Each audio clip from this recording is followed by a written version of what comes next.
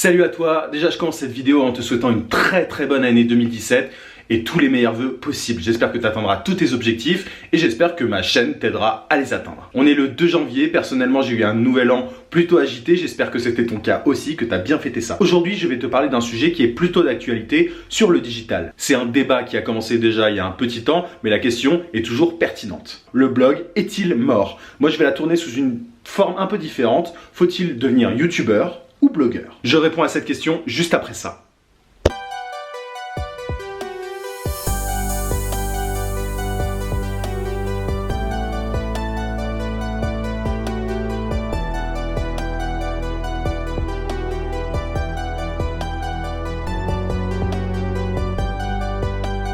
Faut-il devenir youtubeur ou blogueur? C'est un sujet qui m'intéresse depuis pas mal de temps. Là, je vais pas te parler de freelancing au sens propre du terme, mais plutôt de web marketing, de web entrepreneuriat. Je sais pas si tu t'intéresses au web marketing et depuis combien de temps, mais c'est un des moyens les plus efficaces de devenir indépendant. Il y a quelques années, la méthode reine pour devenir indépendant sur le net, c'était de créer un blog. Tu voyais plein de blogs qui t'apprenaient justement à créer ton blog et même tu voyais ça sur des vidéos YouTube aussi. Bref, plein de web entrepreneurs t'apprenaient à le faire et ça avait commencé il y a un petit temps déjà aux États-Unis. Un des plus connus aux États-Unis, c'était Pat Flynn qui a créé le blog Smart Passive Income. Mais bon, t'en avais plein d'autres et en France, t'avais notamment Olivier Roland qui avait un super blog pour t'apprendre à créer ton blog et à avoir des revenus grâce à ce blog. Aujourd'hui, les choses ont changé et pour plusieurs raisons. T'inquiète pas, je vais parler de YouTube très bientôt. Bah justement, il y a plein de gens qui se sont lancés dans le blogging et il y a eu une espèce de saturation. Je veux dire, t'as de plus en plus de concurrence, donc compliqué de tirer des revenus face à tout ce monde. La méthode qu'on te donne en général, c'est de cibler une niche pour justement ne pas te heurter à la concurrence. Le fait d'avoir un blog généraliste,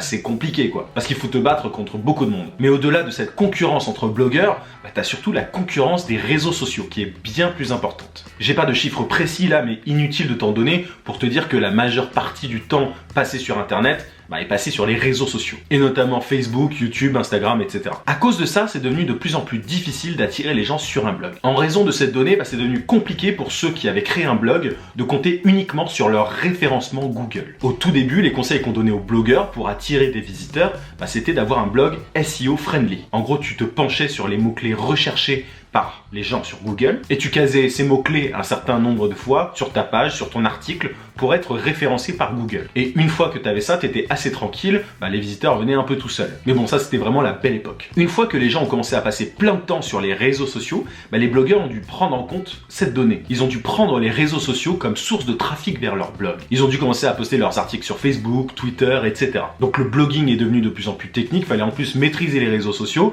et donc tu avais une étape en plus pour ramener des gens vers ton blog. Le SEO ne suffisait plus. Et en plus, tu avais la concurrence sur les mots-clés. Je te parle au passé là, mais c'est encore d'actualité. La majorité des gros blogs misent sur le SEO et sur les réseaux sociaux. Mais de plus en plus de webmarketeurs, notamment aux États-Unis, se rendent compte qu'il y a de plus en plus d'étapes pour ramener des visiteurs sur leur blog. Donc il y a une tendance actuellement, et elle est croissante, qui est de supprimer les étapes, diminuer la friction entre le blog et les réseaux sociaux. Pourquoi s'amuser à rediriger des gens des réseaux sociaux vers ton blog alors que tu peux parler directement aux gens sur les réseaux sociaux? Je vais te prendre le cas de Jean Rivière ou Antoine Blanche-Maison qui actuellement vendent directement leur formation sur YouTube. Ok, leurs vidéos redirigent vers une page de vente, mais ils n'ont pas de blog à proprement parler. T'as encore des webmarketeurs qui utilisent leurs vidéos YouTube et qui les intègrent à leur propre site pour pouvoir être mieux référencés sur Google. Mais tu vois que ça commence à être vraiment technique. Pourquoi s'embêter à dire aux gens sur les réseaux sociaux « Venez voir mon blog » et une fois qu'ils sont sur le blog, acheter mes produits, alors que tu peux leur parler sur YouTube et leur vendre des produits quasiment sur YouTube. En général, un des éléments qui est pointé du doigt par les pro-blogs, c'est que tes abonnés sur YouTube ne t'appartiennent pas ou que tes fans sur Facebook ne t'appartiennent pas. Il y en a beaucoup, après le changement d'algorithme sur Facebook par exemple, qui disaient « Ah c'est super chiant, maintenant tu peux atteindre que 10% de tes fans, c'est dégueulasse, machin. » Alors que sur mon blog, les gens voient tous mes articles, etc. C'est une remarque qui est très juste mais qu'on peut contredire. Parce que quand tu crées un blog, tu dépends aussi du SEO et donc de l'algorithme de Google. Après, en général, les blogueurs ils te disent « Ouais, mais moi j'ai une mail list, j'ai tous ces inscrits là, je peux leur envoyer des mails directement et ils ratent pas mes mails. » Ce à quoi un YouTuber peut très bien répondre « Moi aussi je peux créer une mail list et demander à mes abonnés de s'inscrire. » Donc l'argument n'est plus si recevable. Le truc c'est que c'est plus facile aujourd'hui d'avoir des abonnés sur YouTube que d'avoir des lecteurs pour son blog. Tu vois, moi par exemple j'ai créé ma chaîne le 16 novembre, un truc comme ça. Aujourd'hui j'ai quasiment 100 personnes qui regardent chacune de mes vidéos. Ça peut sembler pas énorme, mais si je crée un blog au bout d'un mois et demi, 2 mois, je peux te dire que j'aurai certainement pas 100 lecteurs à chaque article. Les réseaux sociaux sont une source de trafic énorme et tu crées de la friction en fait si tu essayes de mener les gens d'une plateforme sociale à ton blog. Tu as une certaine déperdition. Donc autant parler aux gens là où ils sont. Je sais plus sur quel blog digital je lisais ça, mais j'ai lu un article super intéressant de Betty Autier, la créatrice du blog de Betty, qui est un fameux blog de beauté. Elle avait une remarque super pertinente, elle disait simplement que l'avenir, c'était les réseaux sociaux. Donc tu vois, même la plus grosse blogueuse mode te dit que les blogs vont mourir. Personnellement, je pense pas qu'ils vont complètement mourir, mais tu vois, tu as une espèce de forme hybride. Tu vas avoir des créateurs de contenu sur YouTube, etc.